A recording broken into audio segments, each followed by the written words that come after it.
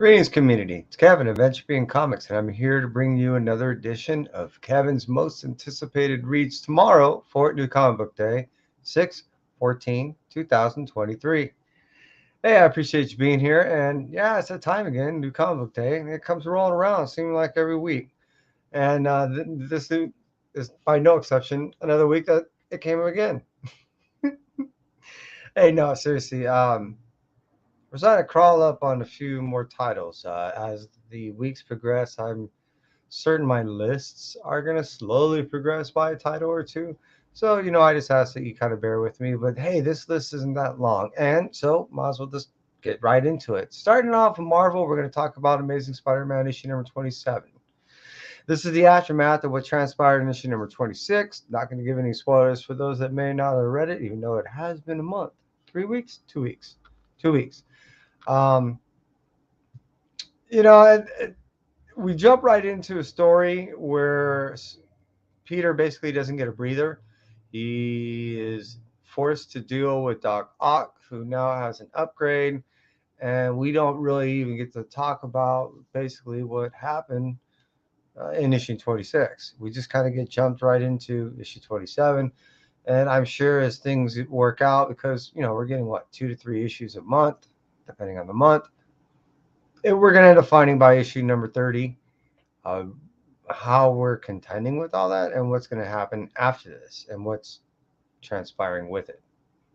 How about we wait a couple of weeks and we'll talk more about what happened in issue 26. Moving on from issue 27 of Amazing Spider-Man that's coming out tomorrow on New Comic Book Day, we're going to talk about Carnage, issue number 14. This is part 5 of 7 of the whole Carnage extravaganza.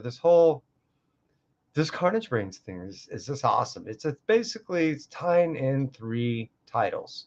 Titles being Red Goblin, Carnage, and my brain went away. But it really doesn't matter when we're talking about this, because really what we're talking about is, now, again, Carnage issue number 14, is that Red Goblin, now it is starting to bother me. Just a wee bit. But hey, this is freaking awesome. I've been having a good time with this whole symbiote story, and this is only part of more symbiote stories that's going to transpire throughout the whole summer. Summer of symbiotes. That's where it's all coming from. And I've been digging this with Alex Packnadell telling us Red Goblin stories, and then um, um, we got a little Normie. You know, it, it's what's going on with him and Misery, and now that we're having this Carnage stuff with issue number 14, what's going to end up tying in with the Venom stuff down the road. Just I'm I can't help it. I'm a symbiote slut. Moving on from the Carnage issue number 14, we're going to talk about Doctor Strange issue number 4. It's been kind of cool. I've been really digging this whole Strange coming back from the dead. What's been happening with Clea, um, and they're talking about a whole new villain that has a new power that's totally different than anything I've ever seen, and I'm looking forward to that. So, hey, Doctor Strange, issue number 4, coming out tomorrow, New Comic Book Day. Moving on from that, we're going to talk over to the Extreme Venomverse. This has been fun. Seriously, I like this kind of stuff. Some people just hate this kind of stuff, but this is something that hasn't been done with Venom much, so I'm glad that they're playing with it a lot. So that's Extreme Venomverse, issue number 3.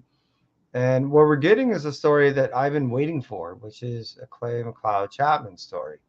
Uh, Venom Space Knight. Hey, we haven't talked about him in a while. So really looking forward to that story in particular of issue number 3 of this Extreme Venomverse. But moving on from that, we're going to cruise over and talk about Spider-Gwen. Shadow Clones, issue number 4. I've been having a whole lot of fun reading this. This is a hybrid story, basically telling of Gwen Stacy and the Sinister Six clone hybrid type thing that are kind of after her. And that actually makes for a pretty good story. I've been having a lot of fun, like I said. And those of us that have been falling to her, meaning not being able to conduct their own agenda, or the agenda they were sent on to do, which is basically get Gwen Stacy, they become a friend. and assist her in trying to figure out who the hell is doing this to her. So it's been really cool. And I know this is only a 5 issue mini. So, hey, look, we're more than halfway through it. And like I said, it's one of those stories that I have a lot of fun with. So, hey, it's almost bittersweet. I know coming up. But that's what I'm saying. Spider-Gwen issue number 4 of the Shadow Clones. Looking forward to this. We got one more title out of Marvel, so let's talk about that. Venom, Lethal Protector. This is the second volume that's coming out in the past 4 years, and this is issue number 4 of 5. This is some stuff that really tugs at the heartstring of old, meaning this is like stereotypical '90s stories for me. I've been digging it, having a whole lot of fun reading these stories, and moreover, they've been, like I said, bringing me back to a nostalgia of reading these style stories when they first came about by the same writer. So it's been really, I don't know, I can't say it enough. A really cool trip down memory lane just by reading it, even though they're new stories. Just saying. So, hey, moving up on the Marvel side, cruising over the Oni Press side, we're going to talk about Xeno, issue number 1 of a 3-part mini. Yeah. This is a sci fi anthology type story. I think we're getting 3 stories per issue. We're getting 3 issues. So that's, do the math. I can't. So I really like where some of I was privy to some of this art, and then I got very little of the dialogue, and I did buy the Ashcan that came out 5 weeks ago.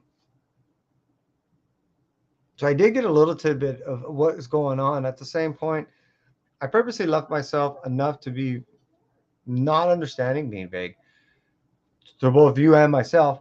So that way, I have a fresh approach to it when I read it. I did like the art um, of 2 of the 3 stories that I did read. I didn't get to see the third, so I'm looking forward to this. It's a new style, or I should say it's a new. These are writers that I'm not super familiar with writing sci-fi, so I am so looking forward to this stuff. So again, that's Xeno from Oni Press, issue number 1 of 3. Cruising out from the Oni Press side, we're going to cruise over to the Image. Image Comics is going to bring us Click Click Boom from Doug Wagner. I dig Wagner stuff. The only thing I don't have is that plastic, and I got to get that. But hey, Click Click Boom for right now, being it's the first issue of this mini. I so look forward to this. This it's already getting well and rave reviews by many people that I really didn't think would accept this. So I'm excited to read this tomorrow. Really, it was all. There's a couple titles that almost beat out my number 1, but Click Click View way up there. Moving out from that, we're gonna go over there. We're gonna talk about Haunt You to the End. This is a story about rich people who effed up the world and are, I think, effing up their plants. What I mean by that is they're trying to find out what's happening on the afterlife. I think they want to buy a seat. So they're spending a lot of money researching the afterlife. That's what the story gives us in a 3 issue mini is I think it's 3 issues, is how can they find out more information about the afterlife and then secure the position where they go. It's pretty much the story. And and a few people I have mixed reviews on this one. Me, I know the first issue is a whole setup, and I'm looking forward to the following issues. The cover B, Sosa Micah, I think that's going to be one of those hot things that people are going to be looking for when it comes out and going, oh, wow, I didn't realize. And yeah, I'm looking forward to this because it's a rather unique story to me. So I'm looking forward to this Ryan Cady tale. Moving out from that, we're going to talk over to Ken Ramon stories. But Void Rivals, there we go, is a issue number 1 that's coming out. And that's by Kirkman. Now, this Kirkman is involving 2 other franchises that he ended up picking up. And I won't spoil it for you, but I will tell you that these franchises are well-established franchises that are tying into a Kirkman story that starts off almost like an enemy mine, where there's 2 opposing forces, warring. They end up stranded on a planet, meaning one soldier from each side, and they have to help one another. And then all of a sudden, in comes a guest from another franchise that sets off the precedent of what we then see another franchise tying in. And what we end up getting is Void Rivals is a setup for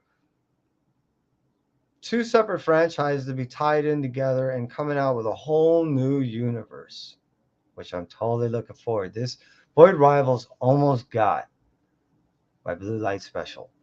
However, what did snake my Blue Light Special is, well, this is a story that not only I've been waiting for, but my son. This is a story that was delayed by over 3 weeks, and the second issue is going to be delayed by another week after. So what I know I'm teasing, but what I'm telling you is, out of Titan Comics comes Dead by Daylight. Dead by Daylight is my Blue Light Special. It is a sick game, and there's one of those coupon codes that is tied into the actual comic itself that will unlock some charms and other things that are tied into the game themselves. Premise of the game itself is there is a set of teenagers that, well, I don't know how the comic's going to kind of do it, but they decide they want to go ahead and start stringing up some people. And when I mean stringing up, they throw them on these hooks. So the premise of the game itself is that either you choose to be a survivor or a killer. Four survivors to a team. Each team's goal is to basically get these generators activated to open up a door so you can escape. Killer's objective is to, well, as you might guess, kill those survivors before they get out that door. And they end up, meaning the killer ends up tracking down these people and throw them on a hook, and they get sacrificed. And oh, it's gnarly. My son loves this game, and I trip on watching it. However, getting back to the comic, I am curious on how this story is going to be told. This is going to be a mini series that comes out, like I said, of Titan Comics, who have been known to actually bring in these video games to the comic book world. I am more thrilled and enthralled about this comic being made from a video game to comic than probably any of them that has been released so far. Seriously, as much as my son is just jumping up and down like a psycho circus clown, I can't wait to get this book in his hands, let alone mine. So, hey, Dead by Daylight, 6/14/23. That's it from me, Entropy. Take care.